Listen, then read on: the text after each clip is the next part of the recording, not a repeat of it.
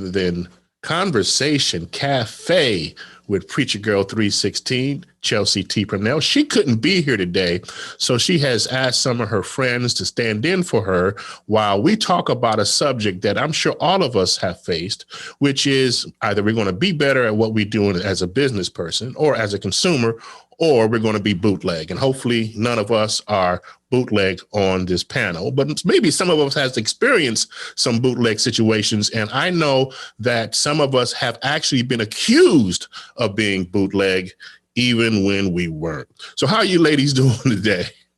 Hey, we're doing well. Good, good. So when you hear the word bootleg, all right, let's start off with that. What does that mean to you, the word bootleg? Unpolished. Okay. The easy way out. Unpolished, the easy way out.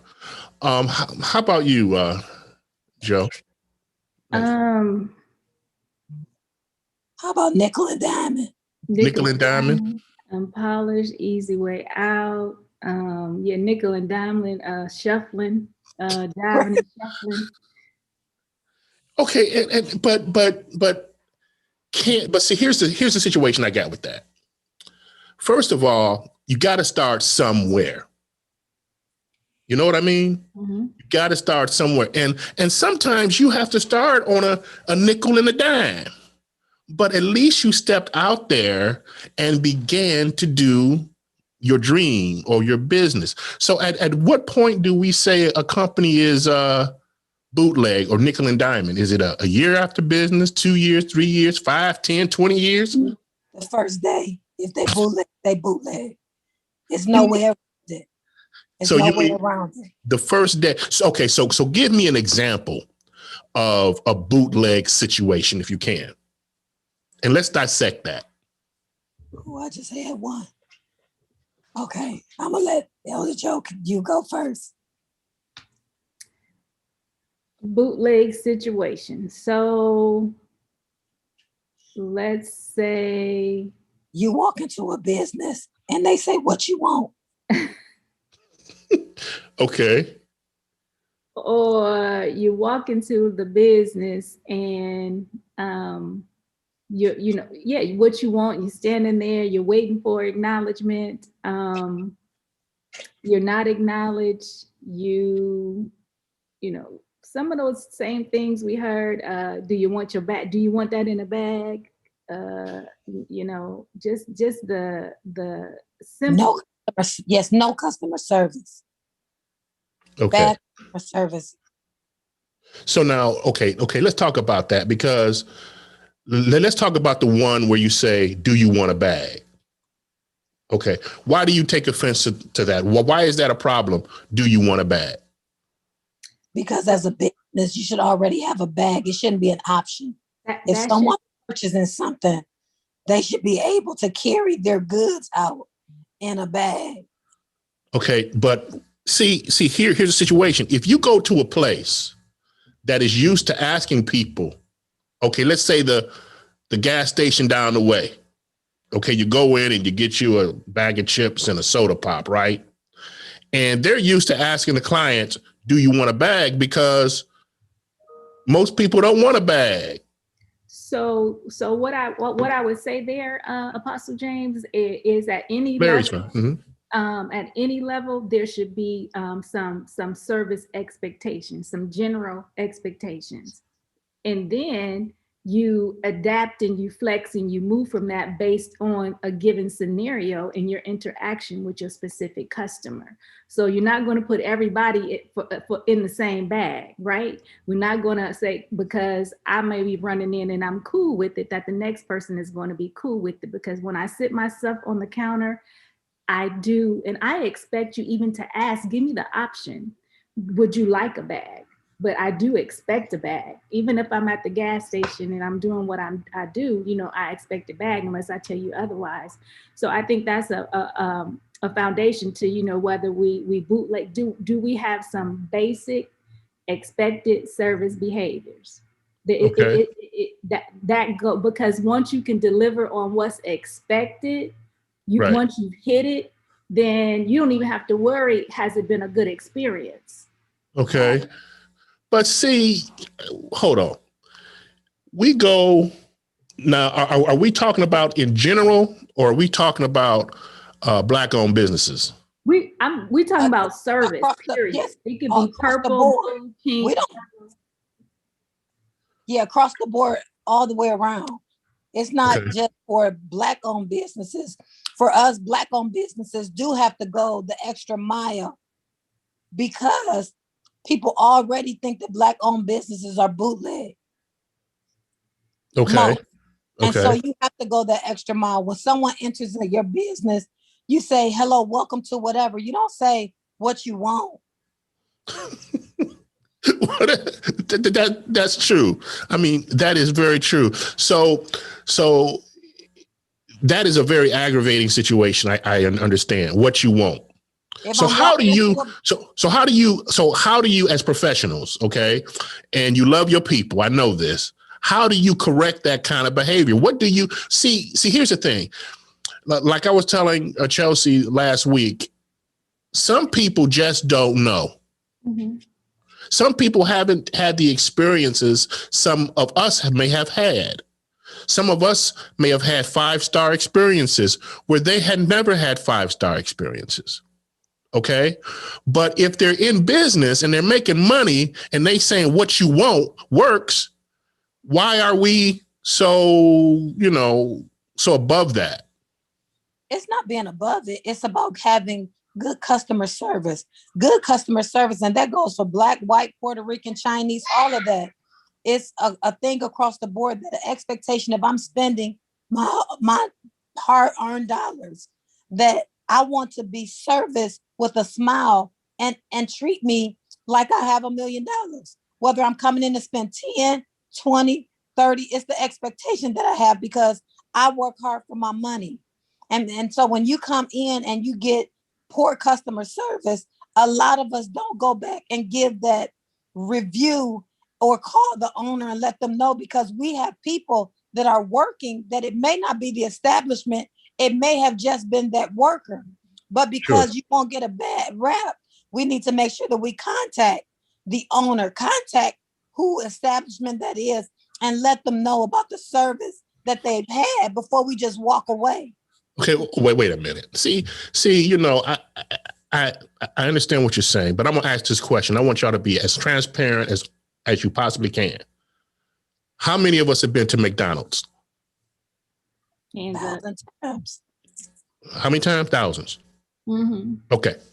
How many times have you gone to a McDonald's and there's been no napkin in your bag?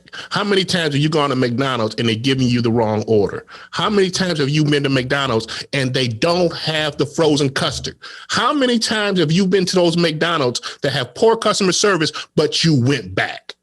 It happens. It happens at all levels, right? But I bet you I went to that McDonald's, and when what was not, now that's one of my stories, hadn't eaten all day, so hungry, worked in the office, I think one night to 10 o'clock, all I could do was stop at McDonald's on the way home, get my 2 fish sandwiches, get my fries, ask for some extra tartar sauce.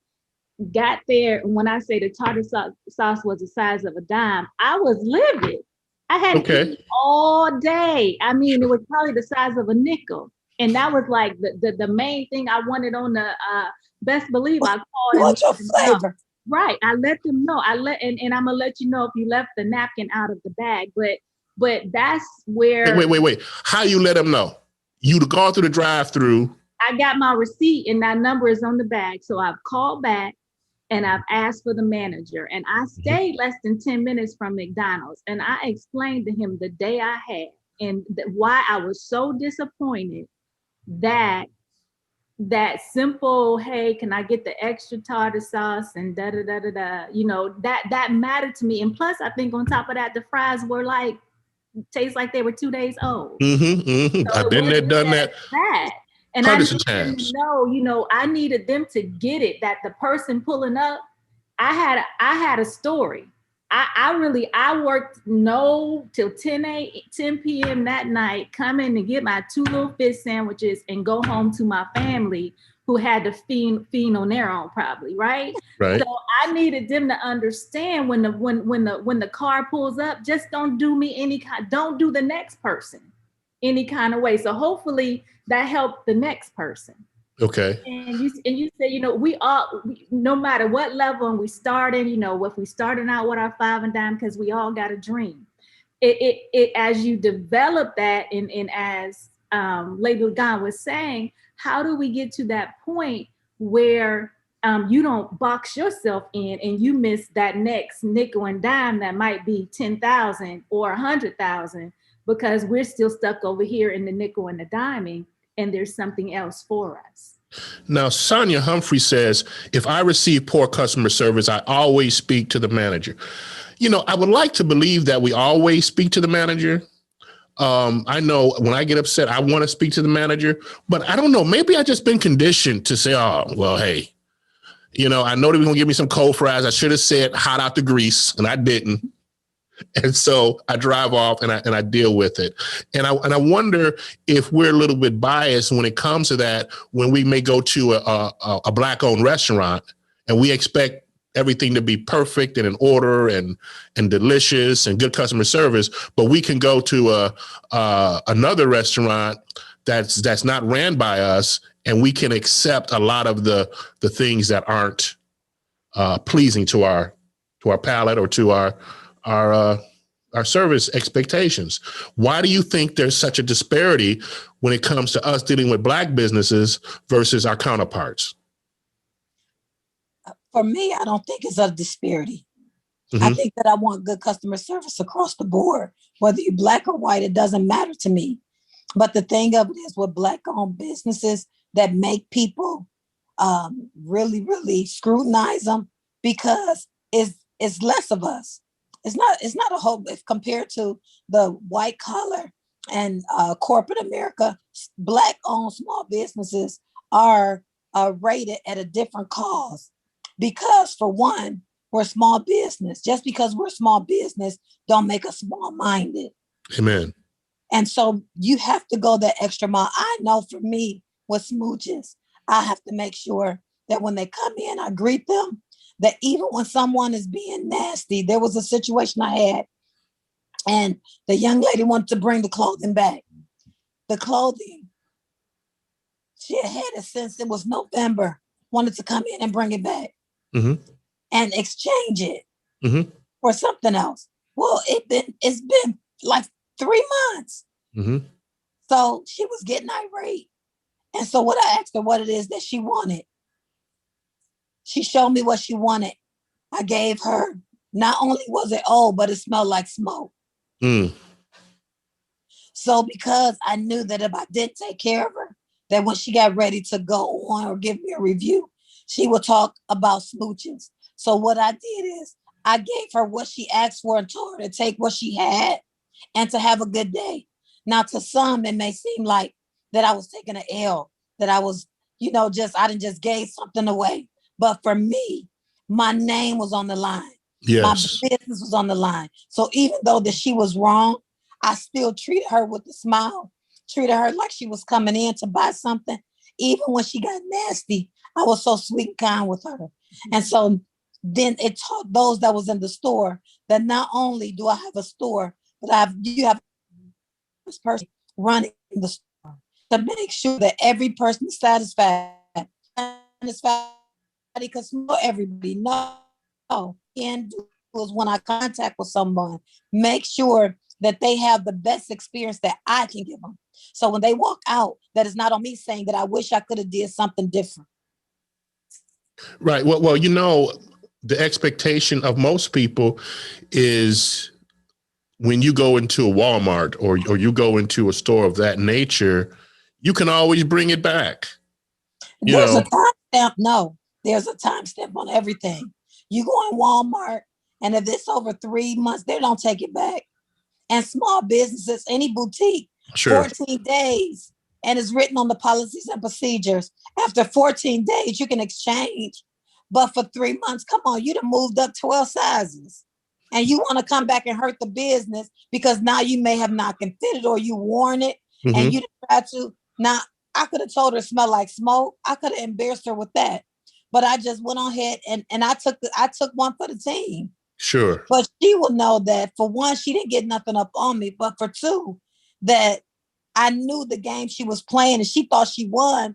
But as soon as she got ready to put that outfit on, the zipper was gonna break. Okay. Okay. So you took one for the team. Of course, you're the owner of the company. So you understood, the dynamics there, what was going on, because, we hear stories all the time. And I remember when I was younger, when people would, buy an outfit, wear it to a party, make sure they tuck the tag in. And then when they got done with it, bring it back to the store and get a refund or another outfit. And I appreciate you did that. But now watch this. Now, let me ask you this. Do you expect minority-owned businesses to do that, to take an L every time somebody brings something back? Would you always do that if people always came back? No. Okay. All right. No, that was just a scenario. Right. Because So I had a store people, and she getting loud about something she knew was wrong. Right. She knew it was wrong. Sure. And so now that brings me to this point, because a lot of small businesses have put policies in place because of the way they've been treated by others getting over on them. And we have to come to an understanding why, like with the ordeal that a preacher girl had, they probably had problems in the past with people coming in and walking out and ordering food or what have you. And so they put a deposit policy in place. Maybe for so many people that the policy is, several $100s because it's considered a party and they need that down payment. So we can't just, be upset with companies because they've had bad experience with others. Now, you won't let somebody else come in your store with clothing that's been worn for 3 months with cigar smoke or cigarette smoke and return it because you've dealt with that before. You're not going to continue to deal with that. Am I correct? No. Okay. And Joe, so what should be our because you're doing customer service for several years. How does a small business set its policies based on past experiences of unruly customers? So I would first say, hopefully, as a small business, we are taking advantage of those things that are out there to help us set our structures, set our processes, set our policies. There's a lot you don't have to reinvent, because in this age of the internet, this age of those sources that are worthy, incredible sources, there is help out there. Secondly, that's where the dynamics of Black-owned business and mentorship and partnership and shadow and learning and gleaning and grooming, all that comes into play. So you take all that in consideration. But I think as any business, there are standards of business, right? Right. And so do you come in and that's kind of, and I hear that back in my ear, that's bootleg, that I'm going to go start this restaurant because I can cook and I got grandma's recipe, I got mama's recipe, and it's going to be good. And I'm just going, got this little spot, it opened up and I'm just going, but I didn't take the time to develop what's my business plan, what's my marketing plan. Right. I'm just calling everybody, I'm telling everybody at the church, I'm on the network, but what is the plan? What's the vision? And learning the standards of the industry. Then once you get the standards, then you take that and you adapt, you bob and you weave, you make it work what's going to work and what you are working with and what's going to allow you to prosper, as well as, again, going back to that, I'm not going to put everybody in the same bag, because what we got to understand as these small business owners now, we have choices. And I think what tends to happen, if we look at it and we look at it demographic, we look at it geographically, we look at, zip code wise, sometimes they get us hemmed up, right? I know where I grew up, I'm not from Cleveland, but where I grew up, you had your corner stores. You had the store down the street and you had the corner store. 9 times out of 10, they weren't owned by anybody who lived in the community. They weren't owned by people who looked like us. And so, but they had us hemmed up, because if we didn't have a car, the next closest store, you couldn't walk to, couldn't get to get what you needed and get it at a reasonable price, right? So we're, again, going back to the times we're in now, but we have to, people have choices, right? And so if I go into the restaurant with a deposit and it's required, and you've told me that up front, I've made that decision, I'm good with that, I'm coming. Okay. But once I get there, you can't give me another A, B, and C, D requirement that you didn't give me up front.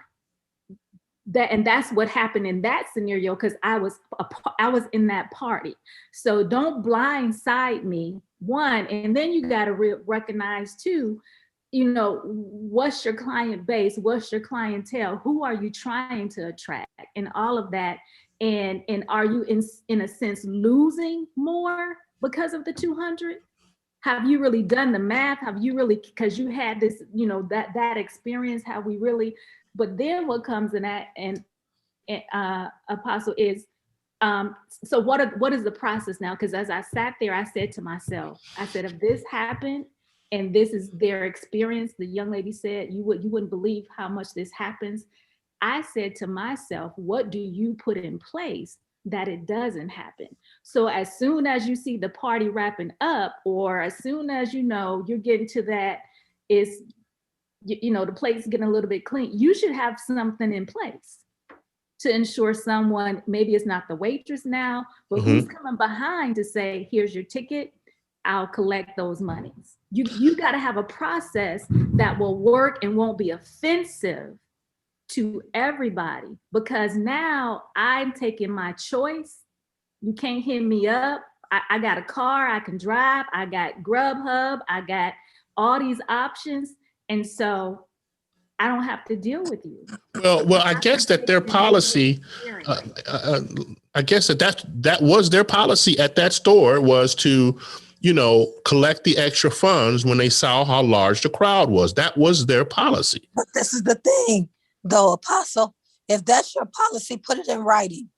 If that's your policy, follow the policy. Don't allow me to come there after I've given you a deposit and then you serve me something different once I get there with the party. You already knew that it was going to be a large party. If it was going to be something different than that deposit, that should have been shared with me at the time of the booking, not the time that I'm coming in to take my seat. Right. Because this is the thing that Black-owned businesses and other persuasion businesses, they differ. Because if I go into J. Alexander's, if I go into the steakhouse, all of this, they're going to sit me down, they're going to give me my bill, and they're going to wait for me to pay. They're not going to ask me, do I have a deposit? Procedures be done. Listen, let me go back. I'm listening, but I go ahead. Back to this. The deposit so much really was not the issue. It was the treatment and the interaction. Got it. After dialoguing that this wasn't communicated to.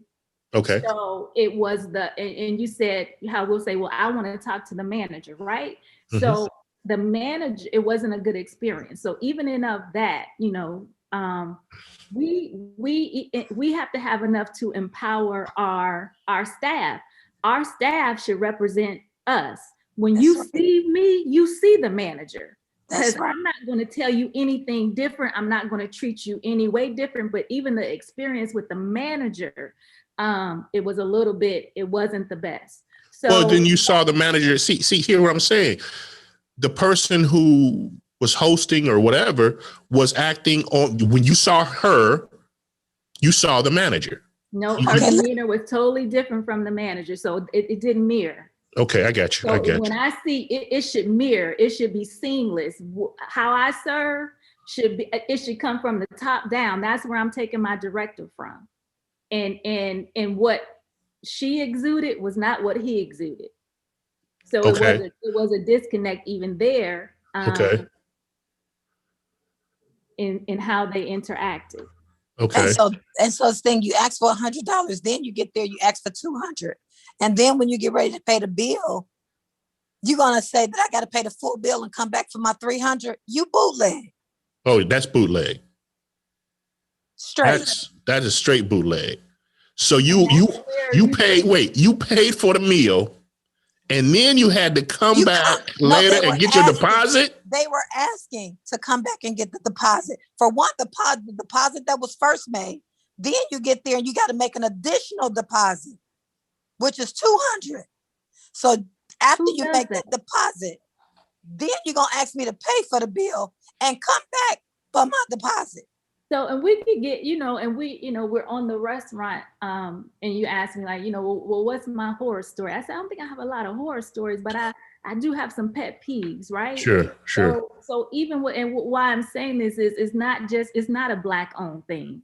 It's a standard of excellence. And what happens again, there's certain entities, there's certain, professions or whatever that they think they got us captive. And one of those for me was the nail salon. Okay. And my pet peeve is I'm going to get my manicure and my manicure and my pedicure, especially if I didn't have my go-to person. I didn't have my go-to that, so I'm trying to see what's going to work, where I'm going to go. And I'm getting the manicure and I'm getting the pedicure, and you helloing, you on the phone, you talking, you like this with that don't work for me. Mm-mm. That's just, I need to know you are focused on what you're doing with me, with those tools. And I get it. I get it as a mother, who got family. If I see the call and I think, oh, that's an emergency call, or even, the standard of service, I might have to say, I'm expecting an important call from my husband. I might have to pick this up and I'll be right back with you. That's what you do. You don't just, so that's those little things. If I come in the store and I'm next in line and I've waited, be it McDonald's or be it Nordstrom, I have left the store and told them on the way out why I'm leaving. I am leaving because no one acknowledged me. I'm still going to look around. As a matter of fact, I'm going to look around and probably give you a minute to try to, you won't help me. You want this money. But I say that to say, so it's not just Black owned, and we've accepted a level of service. Mm-hmm. And so those who are servicing us, and a lot of those, like for me, it's the salon, the nail, it's okay. Because has spoken up to say that's not good for me. Okay, you know what? Here's what I'm thinking. I'm thinking everyone has their certain standards that they want met, and when the standards not met, they consider it to be a lack in customer service. Some people don't like you to bother them when they're shopping in the store. You apparently like it when someone comes and asks you for help. Me, no. Don't bother me. I know what I want. I'm saying acknowledge me when I walk, acknowledge my presence. Hi, how you doing? Anything Welcome I can to do. KAZ. They get that today. Mm-hmm. Look around. If sure. you see I'm here. You don't even get that. But what gets me is when I saw you give so much time to person somebody else who might not look like me. Mm-hmm, mm-hmm, and or person B, and that's like, wow. And I'm here to spend I want you to get me something I really like. I'm here to spend my money. Mm-hmm. But we got choices. Sure. And that's the bottom line. So once you have that experience, and what's that rule of customer experience? My one bad experience, I'm going to tell how many more, at least sure. 2, right off the rip. Right. Don't go there. Because you had a bad experience. You had a bad experience. You know what? One of the things that and believe me, I'm agreeing with you here, but I'm sort of playing the devil's advocate in a lot of this. I don't know. I just think y'all ladies got a lot of pride. No, this is the thing. That's not true. And this is the thing. You got a couple $1 million in your bank, and you want a certain amount of treatment. And if you don't get that treatment, then you're not going to spend your money with these people anymore. This is when anyone goes to get a service, when anyone goes to purchase something. Many times people are shopping on emotion more than need. Not that they need it, but they want it. Sure. And with that comes a level of expectation that anyone should have when coming into a store, a restaurant, any business, is to acknowledge the person, give them the best service that you can. Mm-hmm. Whether you can get a 5 if someone doesn't want to be bothered. You get that. But there's some people more needier than others. Mm-hmm. And some people you're not going to satisfy no matter what you do. Right. But for that, you understand. And with hiring people, we have to make sure that we get someone to have the same heart as ours so that they will take that same zeal, that same zest that you have for your business and give that over to everyone that walks in the door, whether they look dusty or they look like they own mansions. You give the same treatment across the board. Right. That's right. Where I am, I'm in a poverty-stricken area. I don't have any sensors on my clothes. And I'm not about to follow people around. You understand what I'm saying? But most we want to follow people around. How pressure sale? No. Like, we have to understand that God has assigned us people to come in, and we have to be careful how we handle them. Amen. We have to. And being bootleg is, I'm coming into KZ. Sure. And I'm coming in because I heard so much about it. And then as soon as I walk in your door, you ask me what I want. Well, heck, you're a radio station. I'm coming in to be interviewed. I'm coming in to get some information. So that question, what I want, is not anything that anyone should ask someone. How can I help you? What can I do for you today? It's all about you giving a service, not you being a servicer, but servicing them. And sometimes as human beings, ladies, some people just have a bad day. Guess what?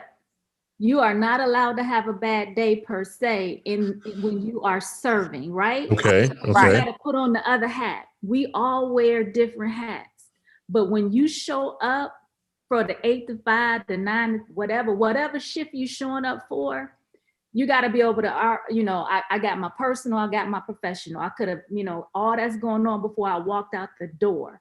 But that's where if you are invested in the company, the philosophy, I'm here to serve. This is what I do. We say every day, every time. You don't get to have a bad day. No. You don't, or you got to know how when you remove yourself. But we human, it happens, right? Sure. We all grow. We're not perfect. This goes back to that concept of how do I get better?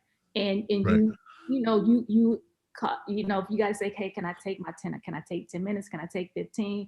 Let the team know up front, hey, can you get my back today? This is going on. But our concept is we should expect excellent service every day. Sure. But it seems as though, and I understand what you're saying, but it seems as though we as men and women of God are putting the onus on the retailer or the customer service person or the salesman or the person that greets us at the door. Maybe we're not being discerning enough or take the opportunity to say, are you having a bad day? Is everything okay? We've been behind the 8 ball for so long as a people. A lot of times people take on jobs that they really don't want to take, but they have to because they need the money. And they're there and don't really want to be there. And I know we always say, well, if you don't want to be here, get you a job somewhere else or do something like that. But everyone doesn't have that option. And I'm just wondering if we are being too hard on our brothers and sisters and not looking at it from another perspective, looking at it from their shoes. What do you think about that? I don't know about you guys, but I would say I've been there, done that, right? Mm-hmm. Sure. You've had those experiences. I've had those experiences in my career, and I've been with my job for 20 years now, where and going through the processes and from one position to another. I've had those where I would come home and I would be on the phone with my spiritual mom, and I say, this is not what I'm supposed, what is going on? And she would speak to me, you just go on back there tomorrow and do the best, whatever, da da da da da da. And at one point, I'm gonna be very transparent. I said, I didn't go to school to make copies. I didn't go, I'm at the copy machine making copies till like 3 a.m. and getting, she said, you go make the best dang on copies, because that's for somebody's baby. So it don't need to be crooked, don't need to be something missing, don't need to be stapled wrong, because that's going home with somebody's baby. Amen. Packet. Amen. So that's all I needed to hear, because I didn't want mine's coming home crooked. But in the meantime, while I'm producing the best summer packet I could produce, the promotion came. Right. There you go. But I think we still got to be in that place of, how we've been there, done that. But are we willing to the better? Where does better come in? And even as you said, as kingdom folk, it's still like we talked about the young lady and the manager being able to mirror. I'm supposed to be able to mirror that I am a part of the kingdom. Sure, absolutely. So right. Have an off day.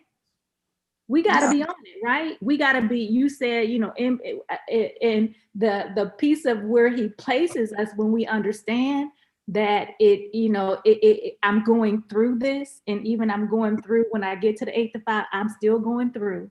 I still can't be late one more day, or I might lose the job. Right.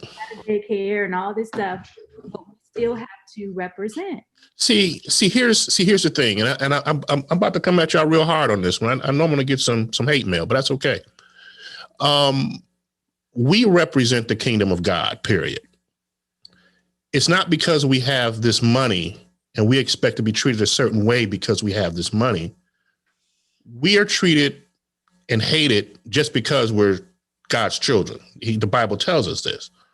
And so we need to be prepared and ready for poor customer service, but we also need to be ready as a witness to show the love of Christ when we get poor customer service. Now, I'm thinking about you, Joe, especially because, and you too, Lagan, because I know you have another business, and maybe these are opportunities to bring that poor customer service person into a better light, into a better business, into a better opportunity. I love what you did, Lagan, because you helped this woman who absolutely positively was wrong, but you gave her above and beyond what she should have gotten and expected. That's kingdom business. That's kingdom business. And see, we're not the same kind of business as the world is, because believe me, I've had customers, that have done things and haven't paid and this, that, and the other, but I still do kingdom business. I try not to put money over the person that I'm doing business with.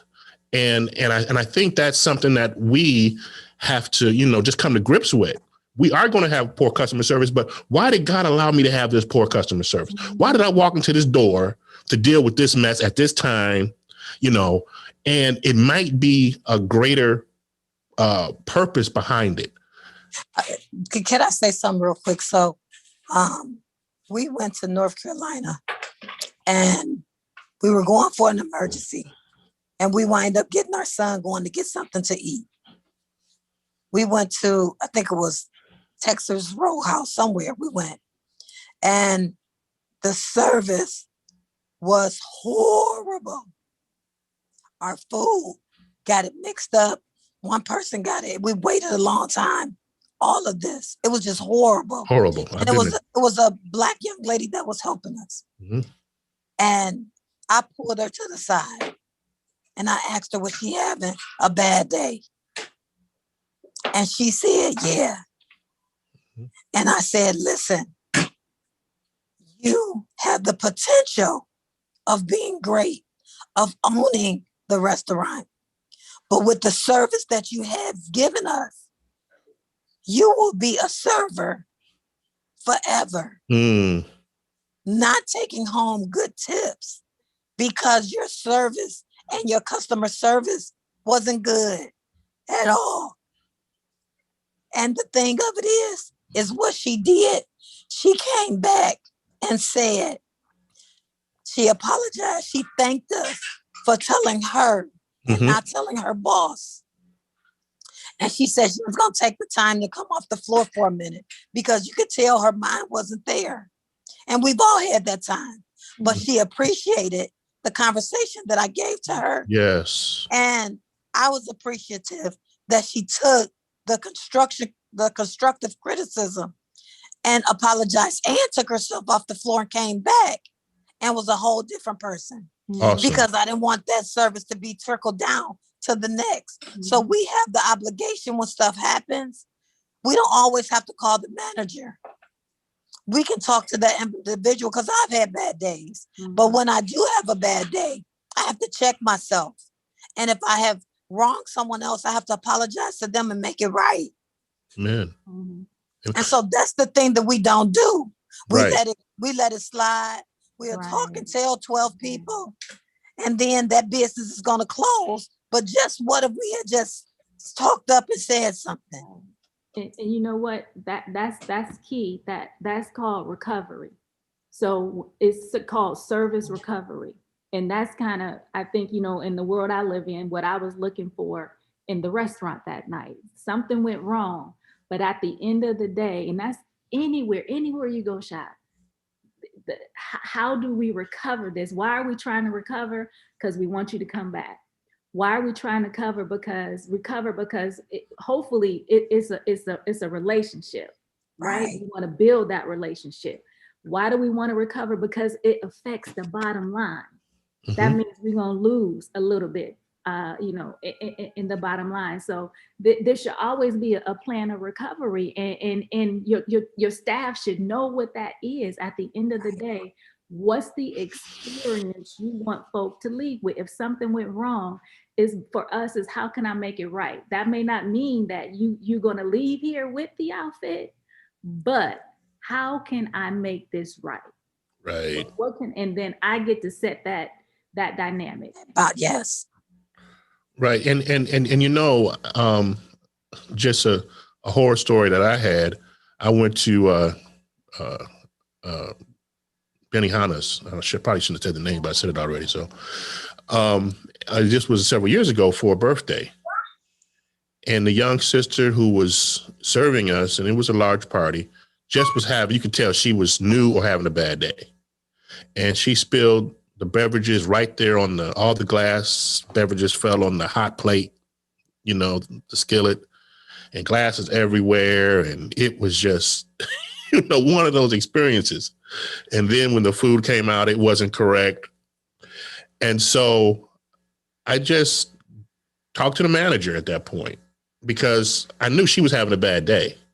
So I wasn't going to beat her up for having a bad day. You could just tell. She was kept apologizing, right? She kept apologizing. And so I told the manager, I said, hey, this is what occurred. And I got to tell you, I was pleasantly surprised. It was about 15 of us. And he said, everything is on us. We're talking about $1,000+ bill. And he said, everything is on us. And I was like, wow. And I'm not a fan of Benihana's, but my aunt loves the place, right? Now I find us going there all the time. Now we spent more than that $1,000 that we. Exactly. You see what I'm saying? And I think if we as business owners in the kingdom and as purchasers and customers of the kingdom would learn how to communicate with those confrontations and not make them so confrontational, but to deal with it in love, we get so much further away. We get so much further because, you know, I told Chelsea, I said, you know, a lot of Black businesses, they've been behind the 8 ball for 400 years. And as you probably notice, a lot of us now are going into business. Yes. You know, and so because of that, we need people like you, Joe, and you, Lagun, to, you know, help brothers and sisters and myself to help and others to help them learn about customer service and what the expectation is of a customer, because some just don't know. But all of us should know that because we know how we want to be treated. We know how we want to be treated. And because if you know how you want to be treated, you want to treat that same person the same way. Businesses are opening all day, every day. But the fact of the matter is, are you business minded or are you just chasing a dollar because you see somebody else doing it? Have you been called to business? Sure. Well, there's a restaurant that we all probably used to go to on Cedar, and you would wait hours for your fish sandwich and your wings. Okay. But we would go.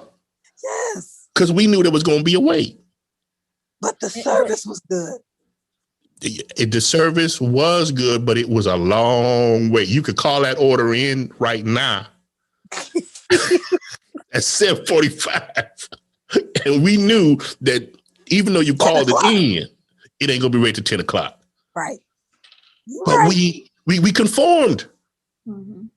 We conformed to how that man ran that business. But we already knew the expectation. You knew the expectation before you got there. So you can place your order and go. You can go grocery shopping and pick up the kids. That's right. That's right. That's right. That is true. So true. So, is there a balance here? I mean, we know that certain places aren't up to par yet, but we can tolerate it because maybe the food or the clothing is great price, great stuff, but the customer service is lacking, and we can help them in that area by a simple conversation. What do you think about that? If I think so, and it really depends on the want. How bad do you want to be better? And being open to receive. We call gift of feedback in the world of customers that I live in. It's we call feedback a gift. Okay. So it's like, take it, receive it, open it up, and let's, because it's going to help me for the next time. And if we just want to be willing to have those conversations, to even acknowledge that we can grow, we can be better. Now, when an auto dealer has a callback, there's an automobile callback. One of the things I love about them is that no matter how long you had that car, they're going to make it right. They're going to make it right. And I think that, we as business owners and as consumers should hold our businesses accountable, but we shouldn't hold them to a standard. Different standard. Yeah, because like they can't, like smooches can't afford to, let 30, 40 ladies come in there and return something. No. But watch this. Even though it's not your fault, even though it's the person that made the garment made a terrible mistake, and after one wear it tears up. You wouldn't be able to handle that kind of loss. No, but after that one incident, you make a policy and procedures so that when someone else comes in with this, we've have it in writing. So we change and adapt to as things go wrong, but you make sure that you take that incident and work it into a recovery for your business so that when this happens again, no one has to come and get me, because you should be able to handle this in this manner.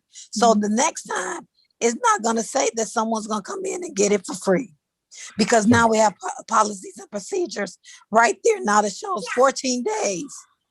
Right. Exchange. After that, it's yours. So when you say policies, are these signs on the wall? Are these signs or are these on the receipt?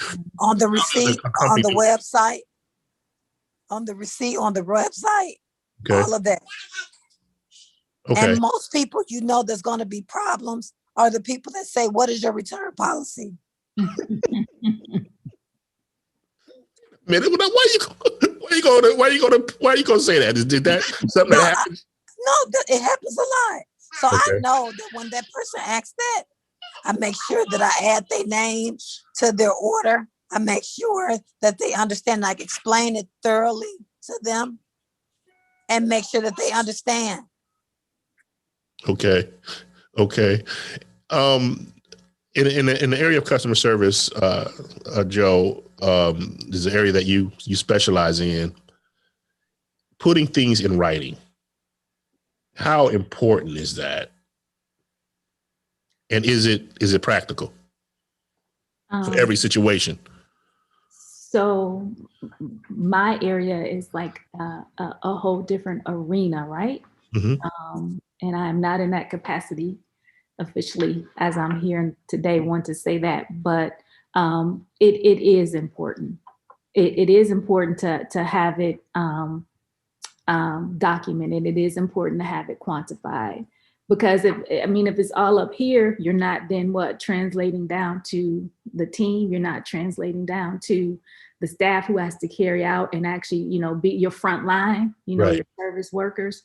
So it's very important. And then it goes back to, that's one of those expected service behaviors. You have to tell people what they should expect. That's a part of upfront service delivery. So this is what you can expect. You ain't saying it like that when she bagged it in the bag, but she's, as well as it's going to be on the receipt, I'm sure she's going to give them that verbal as well. Okay. She may follow up with it. Can we have your text when we put you in here and you'll get a text, and it may be something else that reiterates the return policy. If she got the email, the company I'm with, Tori Bell Cosmetics, soon as I hit submit and the order is in, you're going to get that company email. Thank you for that order. Here's our return policy. Here's a link that you can go check out more about who we are. You're going to get it. It's a non-negotiable. Got it. So putting things in writing, some sort of signage, some sort of contract, something, even in the employee manual, in the employee guide, whatever you have, something should be in writing so everyone can become accountable. And do you have one? That's even that concept of how we started. How do you define bootleg? Do you have, or do you, and it could be one page. It could be a one pager, because that's where we are right now. Right. But give me that one pager that when I come in, that I have what I need to do the job and know the expectations and to just ensure that I'm delivering, that people are going to want to come back and deal with your business if I'm representing you. Man, y'all make it hard. Y'all make it hard. I mean, I got to have paperwork, signs, contract. I just want to cook. I just want to cook chicken dinners. I just want to cook chicken dinners and have fries. And that's okay. All I want to do. That's okay, because you said we got to start somewhere, right? Mm-hmm. So do your chicken dinners, do your fries, and get your little board up. There it is. Bam. That's how you started. Okay. And they do it. They handwrite it too, but it's up there. It's up there. And you sure y'all not going to go in there and say this is bootleg sign? It is bootleg to write it out. Straight bootleg. Go to the library. They give you $5 print for free. $5. Type it out and put it up there neat. Don't write it in. That's bootleg. That's bootleg. You must have been given a loan or a lot of money or something when you started Smooches, because no, I started with a shoestring. Okay. And I didn't have all that stuff that I do now, but I got started. I put my foot forward and got started with KZ Radio. I started KZ Radio on my dining room table. And But so this is can the we, You would have said that was bootleg. But no, let me no, ask no. you've asked us some questions. Let me ask you a question there too. So, and you started on your dining room table, and how many times in that start, right? It may have been that day you did not have that good day, but that you can say that when you woke up and you were going about the day to day to do the, the routine, that who you were encountering, that wasn't happenstance, right? That Right. was that was a piece of getting you off of the dining room table.